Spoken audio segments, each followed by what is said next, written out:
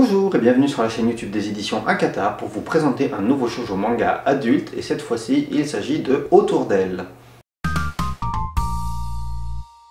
Alors Autour d'elle, c'est une histoire qui est centrée essentiellement autour de 4 personnages. L'héroïne principale, Maya, elle est traductrice freelance. Et quand elle était plus jeune, elle était en couple avec une jeune fille qui s'appelle Michiru, et puis Michiru avait disparu de sa vie du jour au lendemain sans prévenir.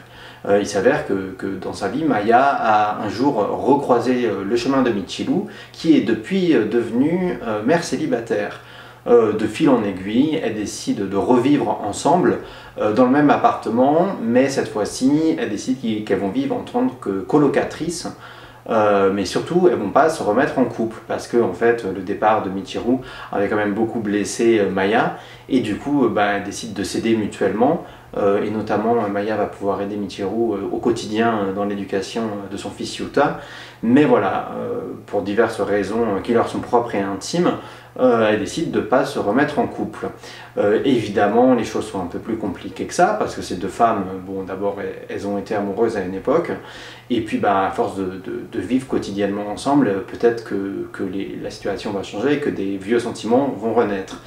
Bon, là, la manière dont je vous ai présenté, ça a l'air un petit peu simplifié, mais c'est vrai qu'en fait, c'est beaucoup axé sur les personnages comme manga. Ça veut dire qu'on a d'un côté Maya, cette traductrice freelance qui travaille chez elle. Elle peut avoir l'air assez adulte et parfois peut-être un peu froide et distante, mais c'est aussi quelque chose pour se protéger parce que c'est quelqu'un qui a beaucoup souffert et qui va du coup devoir réapprendre à faire confiance émotionnellement pour pouvoir ou pas se remettre en couple.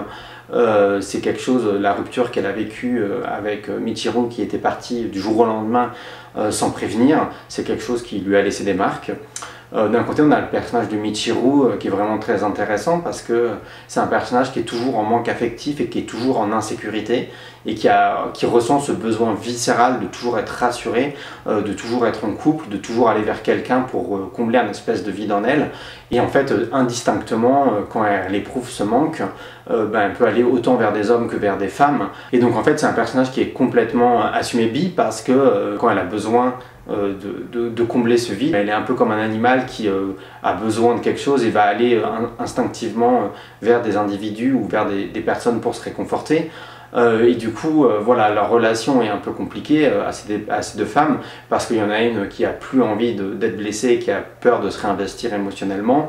Et puis il y a l'autre qui est une espèce d'anxieuse permanente et qui a besoin toujours d'être rassurée et donc qui intuitivement, instinctivement a envie de se remettre en couple avec une autre femme avec qui elle a été en couple. Dans cette équation-là, voilà, il y a aussi Yuta, le petit garçon de Michiru. Et il y a justement toute une intrigue qui va être construite autour de l'identité du père. Michiru a été avec un homme pour faire cet enfant. Et voilà, il y a des choses qui vont tourner autour de ça et aussi autour du voisin du dessous, donc Nico. Bon, ça c'est vraiment le début de l'histoire et puis après de tome en tome, ça va prendre une autre ampleur parce que on sent bien que ces personnages qui vivent en colocation, ces deux femmes avec un enfant, c'est quelque chose qui n'est pas forcément bien compris et accepté par le regard extérieur et la société. Les gens n'ont pas forcément compris quelle était leur relation parce qu'ils n'arrivent pas à les mettre tout à fait dans des cases très définies. Et puis il y a différents personnages masculins qui vont commencer à tourner autour des héroïnes, des personnages qui viennent du passé, des personnages qui viennent du contexte éducatif, etc., etc. Et on va assister à tous les questionnements que vont avoir ces femmes sur leur vie, sur leur avenir, leur vie qu'elle soit professionnelle, affective ou familiale, et de comment elles se définissent elles-mêmes par rapport aux autres. Voilà, en gros, l'histoire. Mais il y a plein de choses qui sont vraiment intéressantes dans les thématiques abordées, dans la manière dont c'est intéressé. C'est une œuvre qui va parler autant de confiance en soi, de confiance en l'autre, d'anxiété, mais aussi d'éducation et du rôle de mère. Et en fait, le personnage de Michiru, elle rentre clairement pas dans l'image qu'on a d'une mère parfaite qui fait tout pour son enfant et rien que ça. Et voilà, donc l'image qu'elle renvoie d'elle-même à l'extérieur, ça donne l'impression que c'est quelqu'un de très immature. Elle est probablement un peu immature affectivement et émotionnellement, mais ça reste quand même la mère de Yuta. Et donc voilà, ça questionne sur beaucoup de choses et sur beaucoup de préjugés. Alors voilà, c'est un ouvrage qui est construit avec beaucoup de poésie, avec beaucoup de nostalgie Et puis aussi, bon, il est joyeux, il vous met du baume au cœur, mais on sent, hein, c'est aussi très nostalgique, c'est très dur par moments, et on a des personnages voilà, qui sont face à des doutes dans leur vie et dans leur quotidien, et que voilà, ça ne peut pas laisser les gens indemnes, et les lecteurs non plus.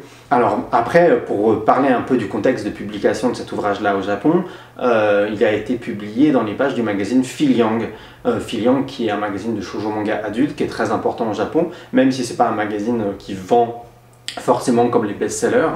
C'est un magazine qui a fait partie d'une espèce de contre-culture du shoujo manga féminin adulte et qui a publié des auteurs comme Moyoko Hano, Kyoko Okazaki. Et on avait déjà beaucoup travaillé ce catalogue-là. À l'époque, on travaillait avec les éditions Delcourt, avec notamment des ouvrages comme Complément affectif, Un drôle de père ou même tous les mangas de Kaori Onozuka.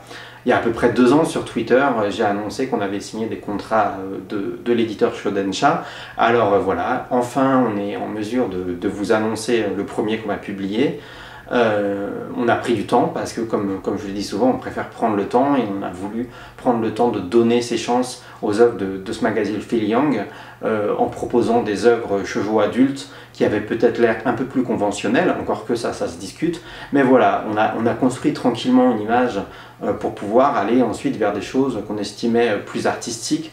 Et voilà, et personnellement, c'est vrai que j'ai une histoire un peu particulière avec le magazine Filiang, parce que quand j'ai habité au Japon, j'ai travaillé là-bas pendant plusieurs mois, et du coup j'ai un attachement très particulier pour cette rédaction qui m'a accueilli, alors que j'étais un Français qui débarquait de nulle part. Et voilà, j'ai eu la chance de travailler aux côtés d'éditrices de talent et de pouvoir côtoyer tout le processus de création là-bas, de côtoyer des autrices, des graphistes, et ça m'a beaucoup appris et ça a aujourd'hui beaucoup d'impact encore sur la manière dont j'envisage le manga et l'éditorial et la manière dont il faut respecter autant les lecteurs que les auteurs. Et donc voilà, ça fait vraiment très longtemps que je voulais revenir sur le catalogue de Shodensha et du magazine Filiang. Je sais que ça a pris du temps, mais c'était justement parce que je voulais faire les choses bien, que ça rencontre son public, pour pouvoir en fait le faire sur le long terme.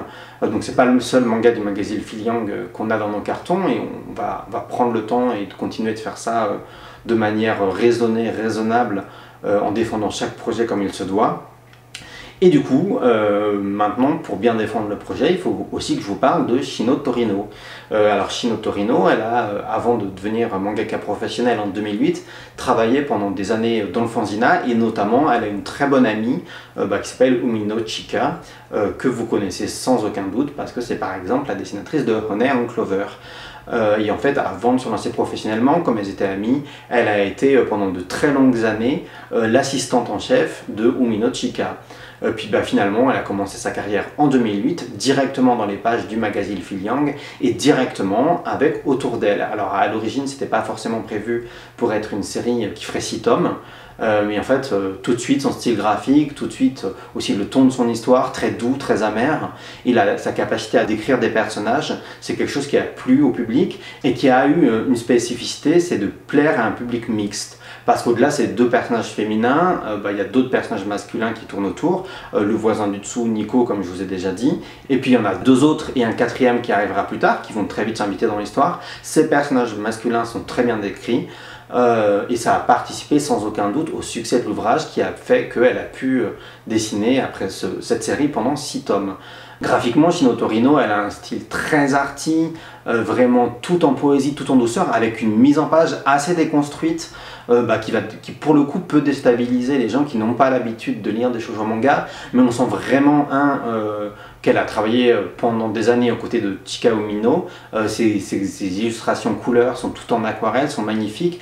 Et puis, voilà, dans les pages du magazine Filiang, si vous prenez un peu les œuvres de Mari Okazaki et que vous voyez comment elle travaille sa mise en scène et sa mise en page, avec parfois une déstructuration assez assumée, il y a la même chose qui peut se retrouver dans le travail de Shino Torino. Et voilà, et du coup, depuis qu'elle a fini Autour d'elle, c'est quelqu'un qui a tendance à pas vouloir faire de compromis artistiques et qui ne veut pas trahir son art pour aller dans un sens de la vente commerciale et des tendances de ce qui peut plaire au Japon. Donc elle a pas forcément fait des grosses séries qui ont autant plu qu'Autour d'elle, mais elle a fait des one-shots, des séries courtes, elle a travaillé un peu sur certains boys love, et elle continue tranquillement à faire sa carrière, à chercher sa voie. J'ai eu des échos sur ce qu'elle était en train de travailler, je peux pas en parler, mais c'est quelque chose qui m'intéresse en tout cas.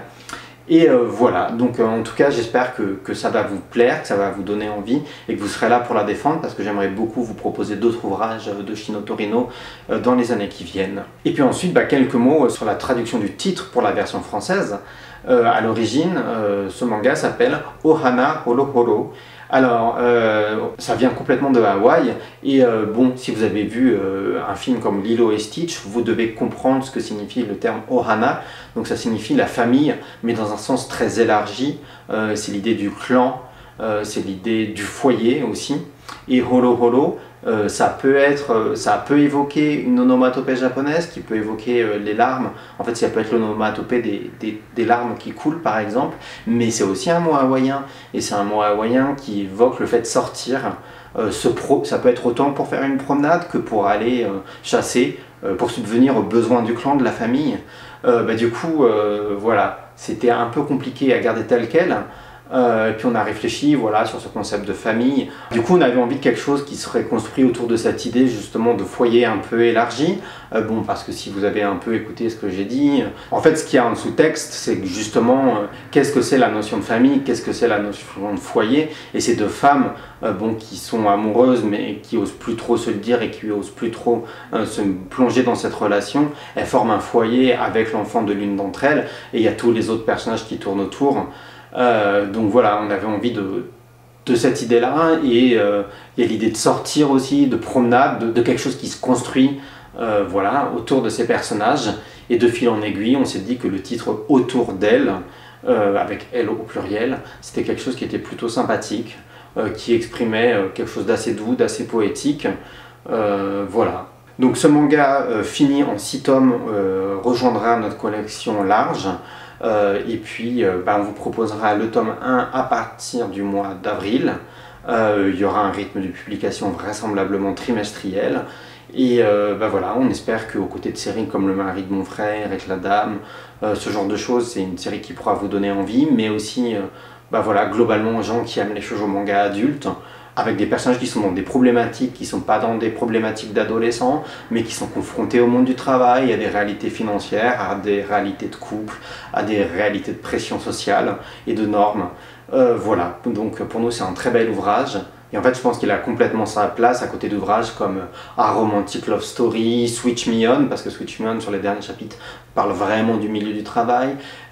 Aussi, Avec toi, voilà, ces espèces de séries familiales qui questionnent sur des modèles qui sont peut-être très fermés et très étouffants pour les gens. Et voilà, j'ai fini avec cette vidéo de présentation. J'espère que ça vous a donné envie. N'hésitez pas à vous abonner à la chaîne, à commenter, à mettre des pouces bleus. Il paraît qu'il faut que je dise tout ça à la fin des vidéos. Et puis je vous donne rendez-vous très vite pour d'autres vidéos sur l'Instant Shoujo.